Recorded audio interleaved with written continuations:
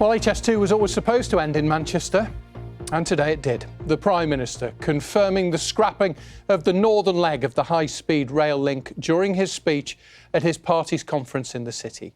Instead, he says the money saved will be spent on scores of other rail and road projects. Politicians and business leaders didn't hold back, one describing the decision as a stake to the heart of the North's economy. We're going to hear tonight from Phil McAn, who's been getting reaction from the winners and losers in Cheshire, from our transport correspondent Judy Hobson on what we're being promised instead. But first, it's our political editor, Annabelle Tiffin, who watched Rishi Sunak's speech at the Conservative conference today. And Annabelle, it has to be said, we saw this one coming, unlike an HS2 train. Very good, Roger. Yes, you're right. It's probably the worst kept secret in politics, isn't it? That HS2 Northern Line has been scrapped. The Prime Minister told conference here today that the facts have changed. And when that happens, you have to have the courage to change direction. And that he has done. No longer is it all about north to south. It is now more about east to west. He says £36 billion will be saved by cancelling HS2. And that, as you say, will be reinvested into local transport projects.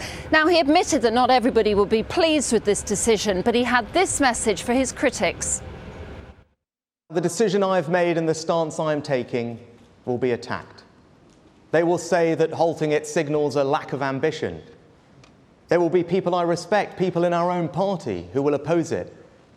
But there is nothing ambitious about simply pouring more and more money into the wrong project. Now, one of those critics, unsurprisingly, is the Mayor of Greater Manchester, Andy Burnham, who was speaking earlier. I don't see how you can take a plan that goes beyond the life of any individual government or it goes beyond the interests of any one political party, given it goes all the way through the country, how you can kind of take that plan and basically tear it up at a party conference. I think this city region was entitled to more respect than it's been given. Andy Burnham was ironically speaking at the Museum of Science and Industry, which is on the site of the birthplace of Intercity Railway. Now, after Mr Sunak's speech, I spoke to some local Conservative MPs, all who represent Red Wall seats, and all of whom were very happy at what Mr Sunak had to say. Do you think this is going to appeal to voters more? I think so, because when people look at the problems they have in their daily lives, getting to and from work, family commitments and everything else, these things matter on a daily basis. Not many people travel down to London.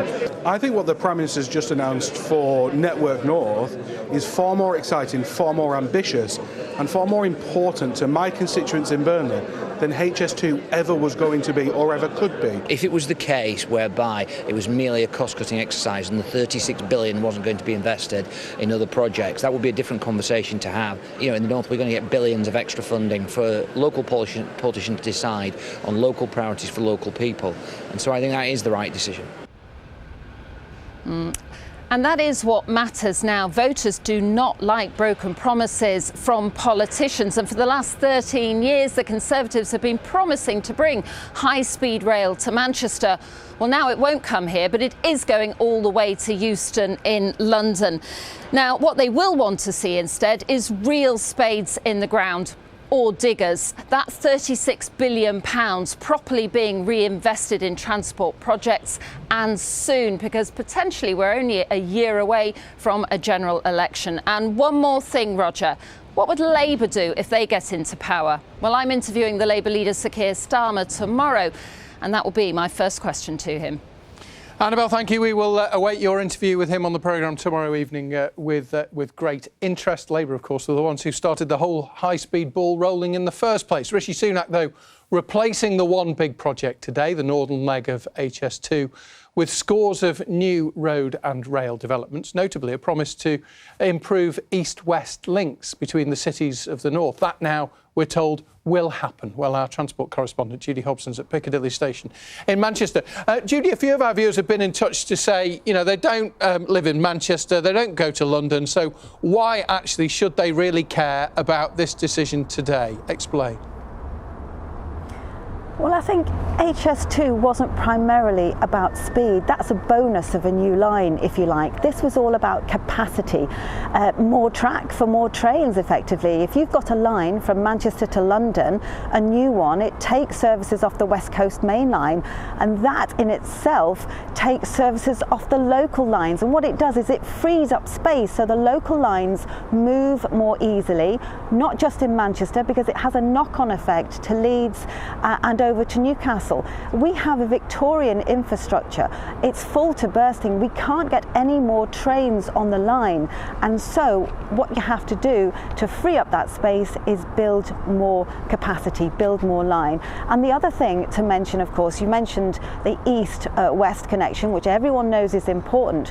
Northern Powerhouse Rail, that was going to share some infrastructure with HS2. Now HS2 isn't going ahead.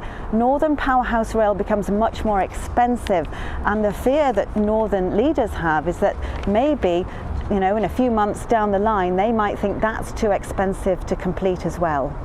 So that's worrying. HS2 is not happening. The Prime Minister told us that today. He did announce lots of other potential projects. Tell us more about those, Judy. Yeah, I've got a list here, but I have to say there's very little detail. So yes, he's earmarked £36 billion into what he's calling Network North. Now, first he said he was going to electrify the line between Manchester and Hull, and he said, for example, journey times to Bradford from Manchester would come down from 55 minutes to 30 minutes. Now, rail experts say you can't do that on the current line, so is the Prime Minister thinking of building a new line to Bradford? We don't know yet, but that presumably is something that will have to be looked at. He also hinted at electrifying the Sheffield line from Manchester. Now, that's been talked about before. It's been suggested and then scrapped, but that looks like it could now be on the cards. He also mentioned £12 billion, which has been earmarked for the Liverpool to Manchester route. Now, that was all part of Northern Powerhouse Rail. There's no clear suggestion of what that money is going to be spent on. Could that be a new line? There was a new line proposed from Warrington to Manchester. It's possible that could still go ahead. He also didn't mention the route from Manchester Airport to Manchester Piccadilly. That's an extremely expensive part of HS2 / Northern Powerhouse Rail. It's expensive because it's a tunnel. No idea whether that could go ahead to speed up services into Manchester. The devil really is in the detail, and there isn't much detail. Obviously, I'm not surprised at the cancellation of HS2 because it's been the worst kept secret for several weeks. The problem, I think, is that those cancelling it didn't really understand what it was for and about how it was going to create capacity for more local and freight trains and things.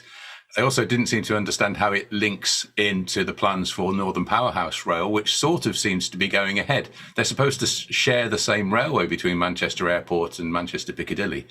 So if NPR is still happening on its own, is it going to have to fund the whole of that new railway that's a very expensive tunnel between the airport and the city centre? And then we're promised all the other links to cities in the north that will be electrified apparently and have faster journey times, but there's no clarity, no time scale, no actual detail.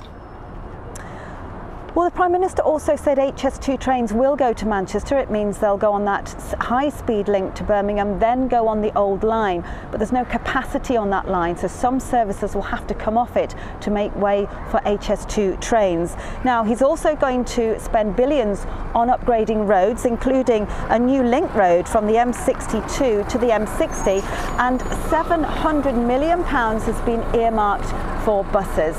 So lots of plans, but as I say, not much detail yet. OK, we'll watch with interest over the coming months. Judy, thank you very much indeed. Judy Hobson there. So plenty of anger over the scrapping of HS2 from northern politicians and business leaders. But what about those who would have been the most directly affected by the line, those who live along the route in Cheshire? And what about Crewe, a railway town, of course, which thought it was about to enter a new era with the arrival of high-speed rail? Let's talk to Phil McAn. Phil is there for us tonight. I guess in Cheshire, Phil, mixed emotions tonight.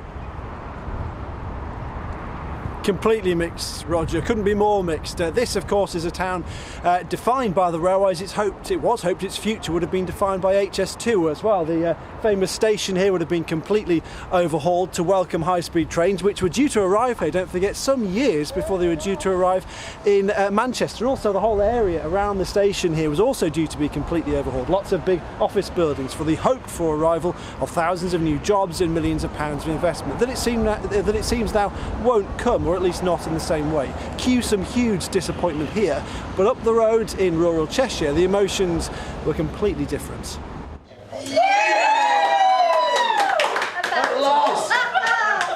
This is the first time in 10 years that these people have been happy about HS2.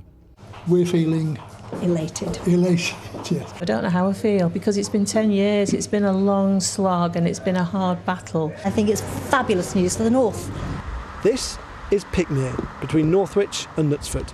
The high-speed line would have been a couple of fields away from here. In the village pub, watching the Prime Minister with anticipation this morning were Chris and Lorna. We're 150 metres away from the centre line of the track. Elation. Anger at having to go through all that for anybody. But now elation. Relief. We can now look forward to our old age. We live in the little village of Lostock Green here, which is just off the A556. It's been very sad. It's been very sad for a lot of elderly people who've been compulsory purchased, who didn't want to leave our great community, because it is a great community, and they didn't want to leave and they've been forced out of their homes. It's the case, though, isn't it, that big infrastructure is always going to be, very disturbing for lots of people, but that's not a reason not to go ahead with it. We're never against big infrastructure and a broad vision. The problem with this, it was always based on speed. But HS2 wasn't the only high-speed rail scheme planned for Cheshire. Northern Powerhouse Rail is due to cut through on a route yet to be specified on its way from Liverpool to Leeds. I have, and most of Mid-Cheshire Against HS2 have been completely supportive of Northern Powerhouse Rail. But in Crewe, this was the plan to take advantage of HS2. Gleaming offices on what is now an industrial estate next to the station. Cheshire East Council has spent millions buying up the land. I think it's something that, we've been planning for 10 to 15 years. Long-term goals for the area, for the town, for businesses, and that's been pulled away just like that. HS2 has always divided opinion in Cheshire. Now those who were excited are worried. Those who were worried are excited. So celebrations, but still some uncertainty for people in parts of rural Cheshire because of the east-west line, which could go through parts of the north of the county. Here in Crewe, though, there's much hope for regeneration plans, at least partly seem to be back to the drawing board.